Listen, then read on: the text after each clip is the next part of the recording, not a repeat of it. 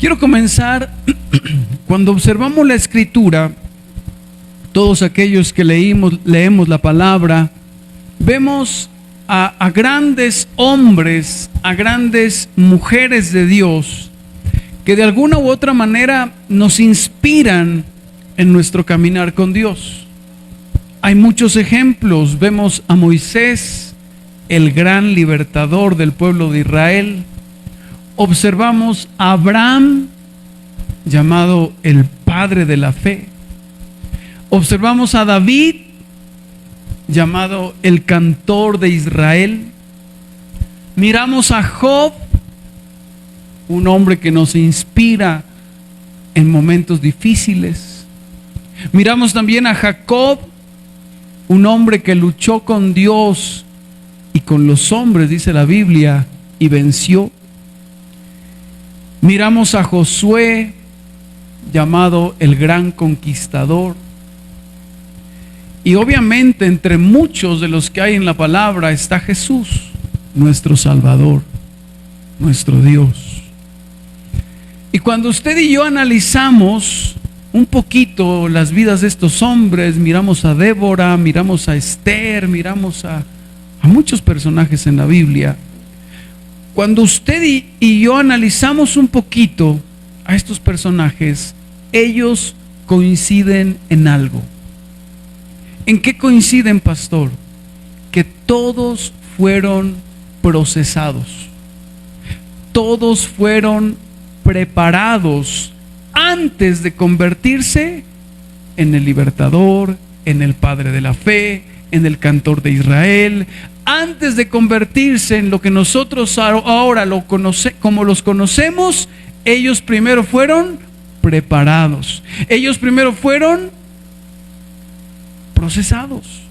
Cada uno de ellos fueron preparados.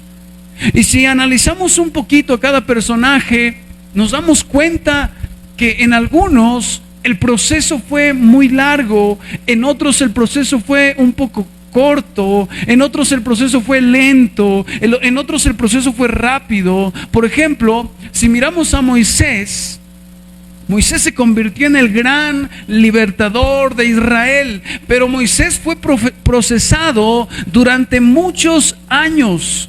Se dice que Moisés fue preparado durante casi 70 años antes de empezar a ser el libertador que Dios quería que fuese. Imagínese 70 años, una preparación muy larga para luego convertirse en el profeta más sobresaliente del Antiguo Testamento. Pero hubo un proceso, hubo una preparación de 70 largos años. Algunos dicen que fueron 75. Dejémoslos en 70 para que no nos asustemos tanto. Porque me asusta 70 años. 35 en Egipto, 40 en el desierto, y de ahí en adelante todo lo que el Señor ya lo llamó y todo lo que usted ya ha leído. Otro personaje en la Biblia es David. David fue ungido por el profeta Samuel a los 15 años. Cuando él cumplió 15 años fue ungido. Pero David comenzó a reinar a los 30 años. O sea que él pasó un proceso de ¿cuánto tiempo? 15 años. Su preparación, su proceso duró 15 largos años. ¿Expuesto a qué? Expuesto a dificultades, expuesto a peligros, pero aún ya en el trono, cuando él se sienta en el trono, siguió su preparación para convertirse en el hombre conforme al corazón de Dios que usted y yo conocemos. Cada uno de ellos fueron preparados. Job es otro ejemplo. No sabemos cuánto tiempo sufrió. Algunos dicen que fueron meses, otros dicen que fueron 80 años. Pues la verdad no se sabe a ciencia cierta, porque el libro de Job no aclara durante cuánto tiempo él fue procesado. Pero lo que sí sabemos es que su proceso, es que su preparación fue muy duro, demasiado. Perdió absolutamente todo. Perdió a sus hijos, perdió riquezas, perdió esto, pero al final obtuvo la bendición. Pero también fue procesado. Y muchos de nosotros queremos acceder a la bendición, queremos que todo ya sea color de rosa y no queremos ser procesados, porque el proceso duele. Jacob es otro personaje que fue procesado muy duro, fue preparado por muchos años, sirvió a Labán durante más de 20 años por sus esposas. ¿Se imagina eso? 20 años trabajando por sus esposas. Su hermano Esaú lo odiaba y lo buscaba para matarlo. Al final dice la Biblia que él lucha con el ángel del Señor y su perseverancia hacen que reciba la bendición de Dios y se convierte en el gran patriarca, padre de las 12 tribus. Pero también fue procesado de una manera muy dura, sufrió demasiado. Que así pudiéramos hablar de muchos personajes bíblicos. Otro personaje puede ser Josué. Josué, más de 40 años. ¿Cuántos años? Josué, más de 40 años, fue siervo de Moisés. Nadie lo conocía. No se oía hablar de él por ningún lado. Y fue preparado durante todo ese tiempo. Un hombre prácticamente desconocido, pero que permaneció fiel. Y Dios lo exaltó. Y Dios lo bendijo. Su preparación tampoco fue nada fácil. Y así podríamos hablar de todos los personajes bíblicos que coinciden en algo. Todos fueron procesados. Todos fueron preparados antes de recibir lo prometido. Y yo le digo algo en esta noche: usted también está siendo preparado. Usted también está siendo procesado. Por eso el mensaje de hoy se llama Dios te está preparando. Dígale a alguien: Dios te está preparando. ¿Usted lo cree? Yo lo creo.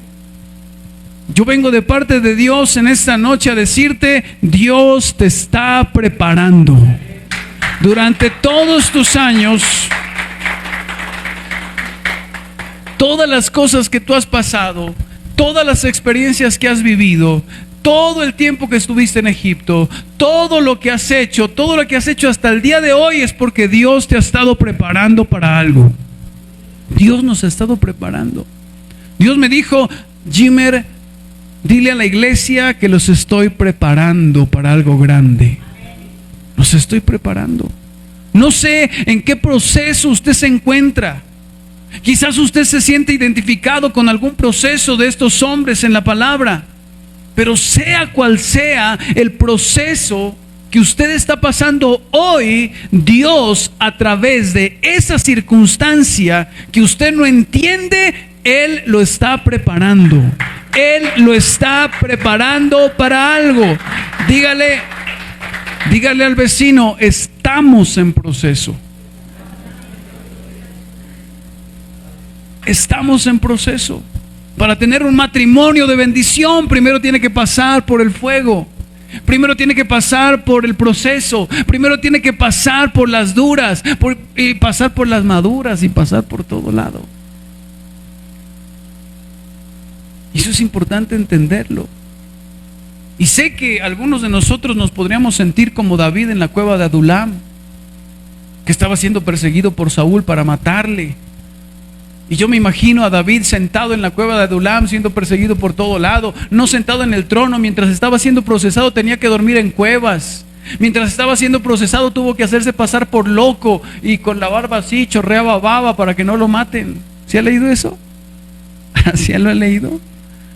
Y mientras estaba siendo procesado tuvo que pasar por tantos lugares, tuvo que dormir en el suelo, tuvo que hacer tantas cosas. ¿Será que David en algún momento se sentó en una roca y se preguntaba: ¿será que sí?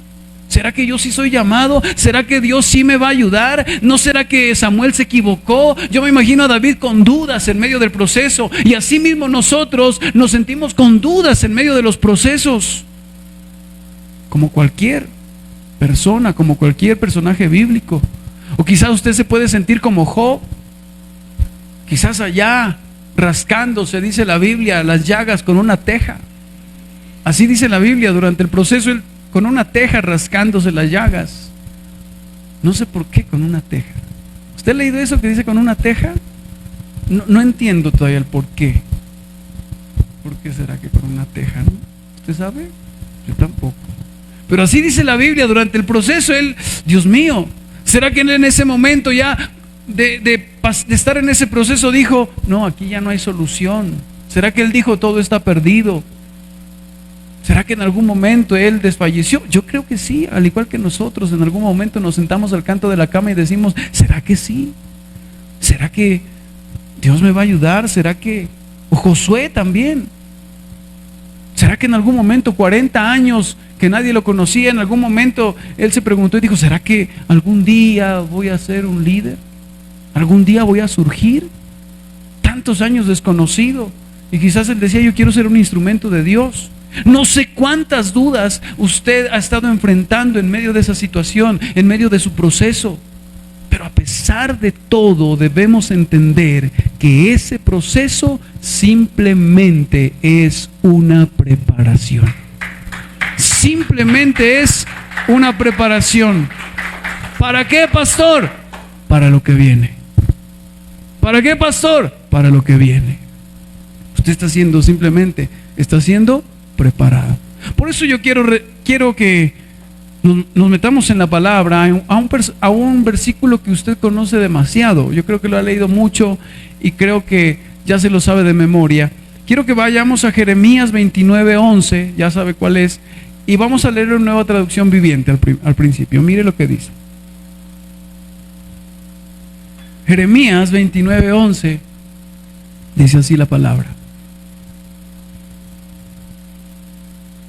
¿Lo tiene?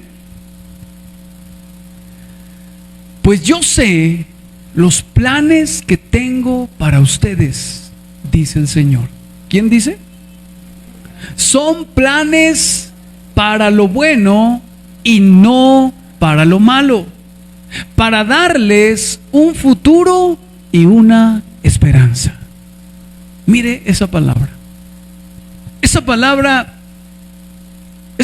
la hemos recitado, algunos ya se la saben de memoria, pero preste atención a lo que dice el Señor. Yo sé, señale ahí en su Biblia lo que dice, yo sé los planes que tengo para ustedes. Todo lo que le ha pasado a usted y todo lo que le está pasando, Dios ya lo sabía.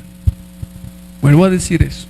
Lo que a usted le está pasando no ha cogido por sorpresa a Dios, Él ya lo sabía. Y todo proceso que Dios ha permitido en su vida ha sido para su bien, no ha sido para su mal. Yo sé los planes que tengo para ustedes, son planes para lo bueno y no para lo malo. En pocas palabras, lo que están pasando, lo que usted y yo estamos pasando, no es para lo malo, es para lo bueno. Vuelvo a decir eso, lo que usted está pasando hoy no es para lo malo, es para lo bueno, para algo bueno. Entonces, yo escucho al Señor en medio de todo proceso, los estoy preparando. Los estoy preparando ¿para qué? Para un futuro y una esperanza. Eso dice la Escritura. Todas esas situaciones difíciles, esas situaciones familiares, esas situaciones económicas, esas discusiones, es todo lo que tú has estado pasando hasta hoy. Pero para entender bien este texto, para entenderlo bien, tenemos que ir a su contexto. Porque muchas veces hemos leído este texto y nos quedamos ahí, pero no leemos su contexto. ¿En qué momento el Señor dio esta palabra y a quiénes iba dirigida? ¿Por qué el Señor dijo esto y a quiénes les estaba diciendo? Por eso quiero que me acompañe a Jeremías 29, versículo 1, pero quiero leerle en traducción lenguaje actual. Mire lo que dice. Dice así la palabra del Señor. Yo, Jeremías, les envié desde Jerusalén una carta a los jefes del país y a los sacerdotes, a los profetas y a todos los que el rey de Babilonia se había llevado prisioneros a su país. Esa carta la envié con Elasa, hijo de Safán, y con Gemarías, hijo de Hilquías. A estos dos, el rey Sedequías los había enviado antes a Babilonia para hablar con el rey de ese país. Cuando yo envié la carta, ya habían sido llevados prisioneros a Babilonia el rey Joaquín, la reina madre, los funcionarios y jefes de Judá, y también los artesanos y los herreros. La carta decía, ¿sí va conmigo en esta noche? ¿Sí va conmigo? ¿Quién mandó la carta? ¿A quién? ¿A quiénes? Al pueblo de Israel que estaban esclavizados. ¿En dónde? En Babilonia. Y la carta decía lo siguiente, versículo 4: yo, el Dios de Israel, a todos los que llevé a Babilonia, mire eso, aquí vamos mirando parte por parte. Yo, el Dios de Israel, a todos los que llevé a Babilonia. ¿Quién los llevó? ¿Quién los llevó? ¿Quién lo permitió? A mí me encanta eso. A todos los que los llevé a esa situación que tú estás pasando, Dios te puso ahí. Ay, pero ¿por qué? Porque Él te quiere procesar. Porque Él te quiere enseñar. Ese lugar donde te encuentras en estos momentos, ya sea problema, enfermedad, desierto, lo que sea, Dios, nuestro Dios, lo ha permitido y Él te ha llevado ahí. Y suena muy duro decirlo, pero es una realidad. A todos los que llevé a Babilonia.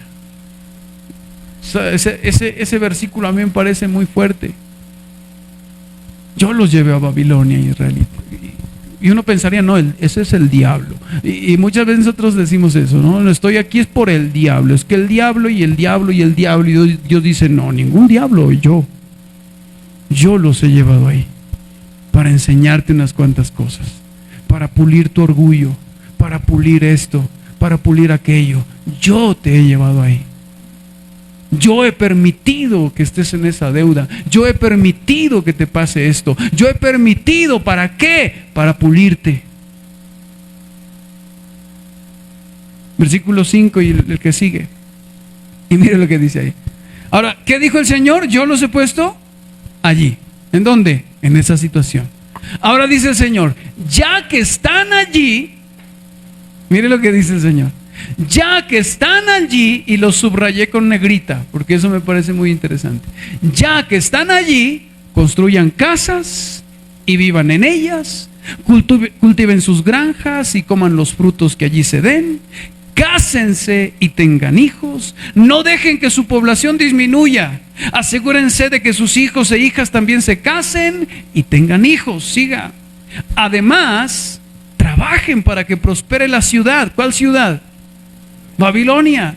Rueguen por Babilonia, pues si la ciudad prospera, también ustedes prosperarán. Me encanta eso. Ya que están allí, ¿en dónde? En ese problema, en ese desierto, en esa situación difícil. Ya que están allí, relájense. En pocas palabras está diciendo el Señor. ¿Sí o no? Claro, está diciendo relájense, porque yo los estoy preparando. Porque yo, en medio de esa situación, tengo el control de todo. Relájense. Eso, yo miro eso que les dice, vea, relájense, tengan hijos, relájense.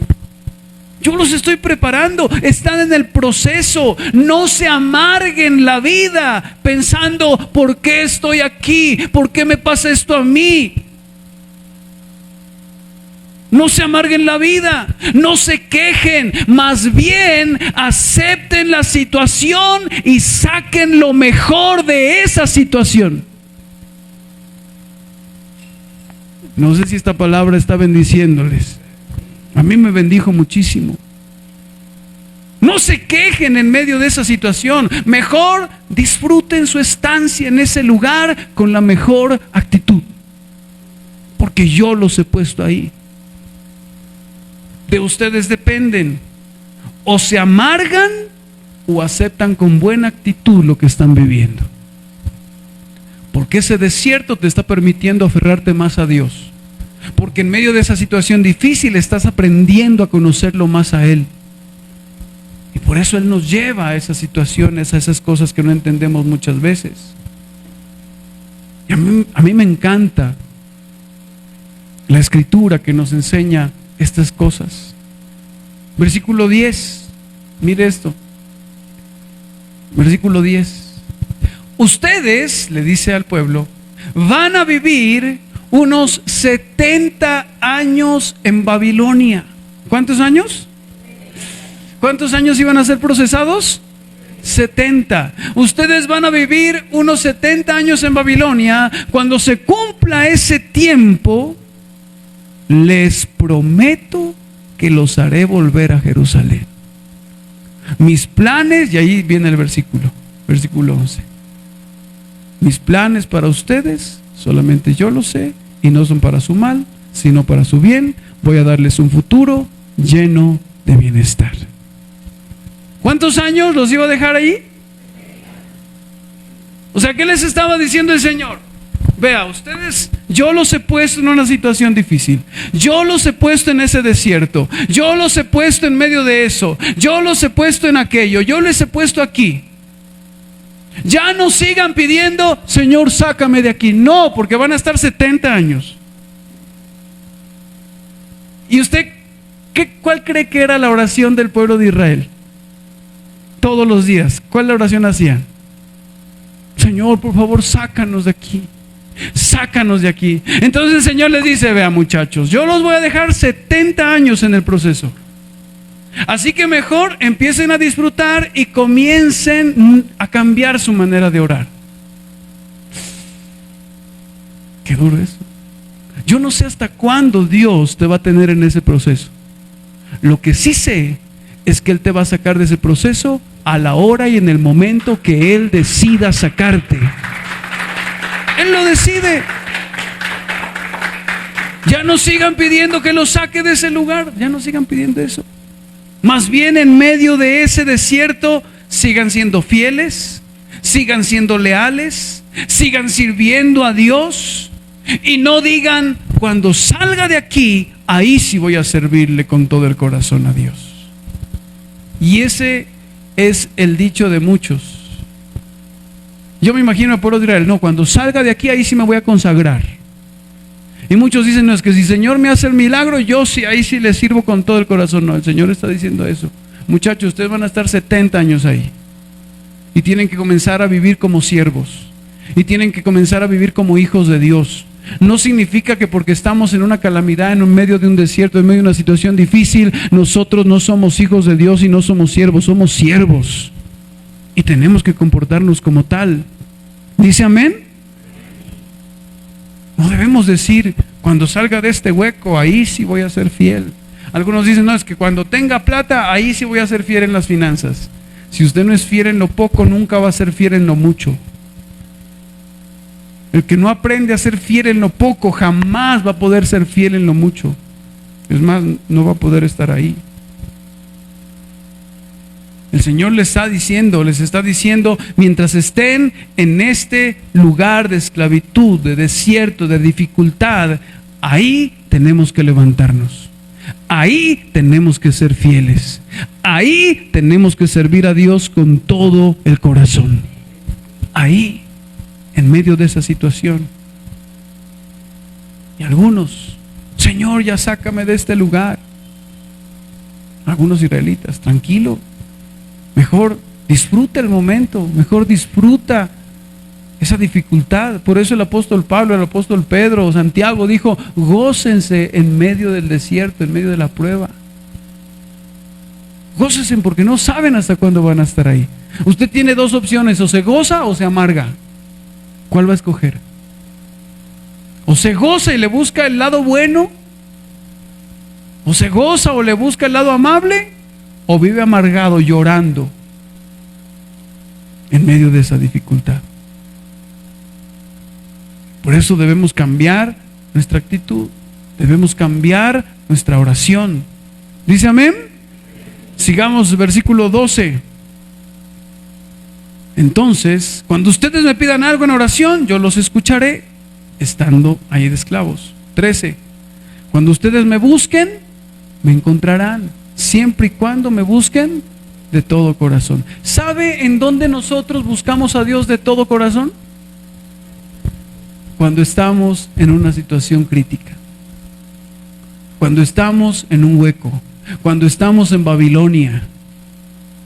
Ahí es cuando buscamos a Dios de todo corazón.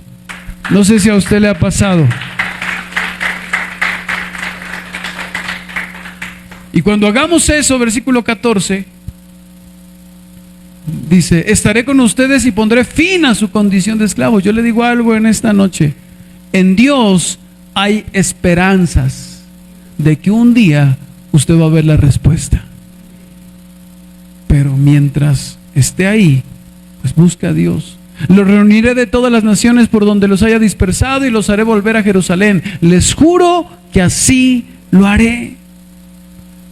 En pocas palabras, después de que los preparó en medio de las circunstancias, en pocas palabras, después de que los prepare y aprendan en medio del proceso, entonces los voy a llevar donde les he prometido a cada uno de ustedes. Él solamente está esperando algo: que en medio de esa situación, en medio de esa situación tan difícil, usted glorifique el nombre del Señor. Por eso cuando venimos a la iglesia y usted está en una situación bien complicada, pero viene a la iglesia y empieza a sonar una alabanza, entonces usted alaba y salta y dice a la familia: pero ¿cómo? ¿Esta no saben lo que estamos?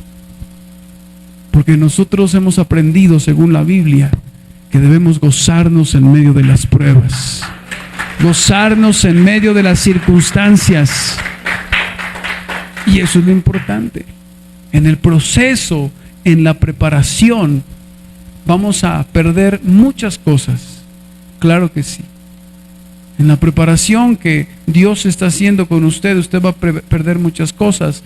Moisés, en su preparación, perdió su estatus, perdió su importancia. Abraham perdió cosas materiales en su preparación. Job perdió sus riquezas, perdió a sus hijos. Y quizás en este proceso de preparación usted ha perdido muchas cosas.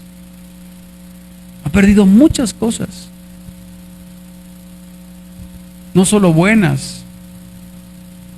También en medio de este proceso usted ya ha dejado de ser tan orgulloso, ha dejado de ser tan terco, ha dejado de ser tan apático, ha dejado de ser tan incrédulo, porque el proceso trae pérdidas.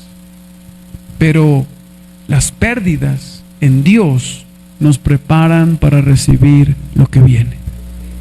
Vuelvo a decirle eso: las pérdidas en Dios nos preparan para recibir lo que Dios tiene para nosotros.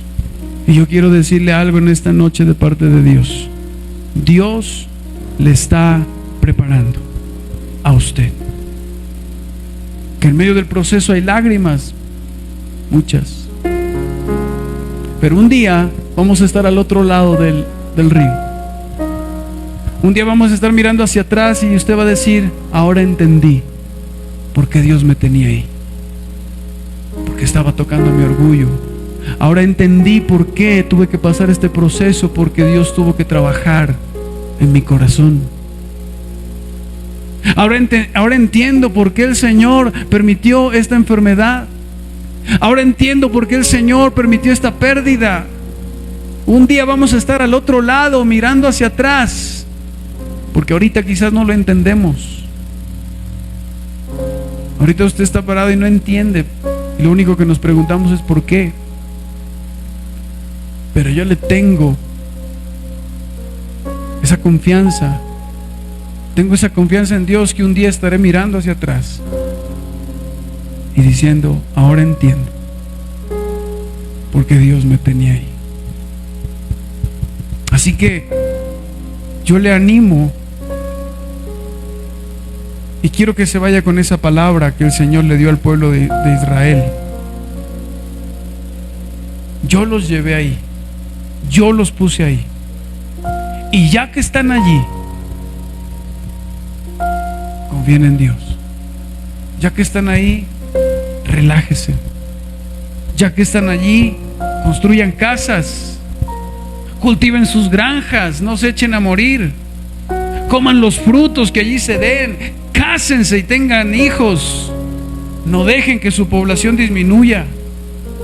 Asegúrense de que sus hijos e hijas también se casen y tengan hijos. Asegúrense que su familia también disfrute el proceso. Y no que en casa son cristianos y viven amargados. Yo no quiero pasar los procesos amargados, porque la vida es muy corta para amargármela. La vida es muy linda y toca vivirla como Dios manda. Amén.